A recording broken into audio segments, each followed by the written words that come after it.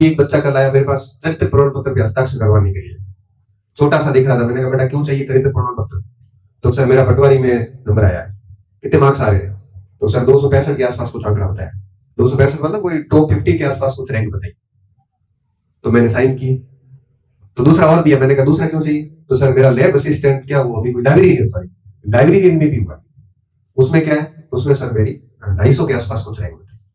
वो किया, दोनों में हो रखा है।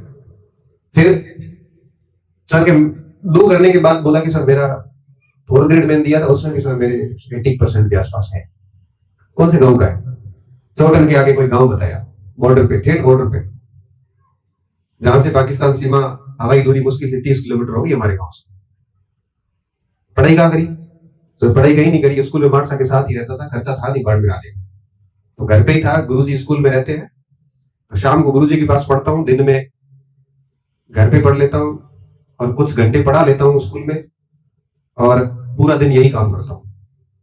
शहर आया नहीं, कोई टेस्ट दिए नहीं, कोई किताबें जो है वो लेके आया था मार्केट से, और मेरे क्या इसमें हो गया। अब मैं एसआई की तैयारी कर रहा हूँ।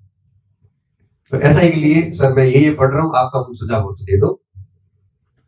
और ग्राउंड सेवक में भी मेरा सर सिलेक्शन हो जाएगा, उसमें भी मेरा 250-60 के आसपास कुछ बताया था, जो नवंबर में परीक्षा हुई थी उसकी। तब मुझे यूं लगता है कि संसाधन कहां आड़े आए कि गांव में बैठा हुआ बच्चा जब 80% नंबर लाके 4 परीक्षाओं में सिलेक्शन ले रहा है, बड़ा कॉन्फिडेंट होकर बोल रहा है कि अब मैं सही कर रहा हूं। बीएड मैंने की नहीं क्योंकि मेरे पास पैसे थे नहीं फीस देने के, और बीएड वाले डोनेशन और मांगते, तो मैंने वो किया नहीं। पापा को पैरालिसिस हो रखा है, लकवा हो रखा है, तो पापा की सेवा भी घर पे रह के करनी होती। मैंने उससे आधा पौना घंटे बात करी, तो मुझे लगा कि जिस शहरों की सुविधाओं की मांग हम करते हैं उसकी जरूरत कहां है। पढ़ने वाला हो तो बाड़मेर के किसी गांव के अंदर बैठ के भी नौकरी ले लेता है, और नहीं पढ़ने वाला दिल्ली के मुखर्जी नगर और जयपुर की गुर्जर की थड़ी पे 10,000 का फ्लैट लेने के बाद भी उसका सिलेक्शन नहीं होता। बात चाहिए कि घोड़े में दम कितना है। अगर आप केवल सुविधाओं के पीछे भागेंगे तो उसका कोई अंत नहीं है।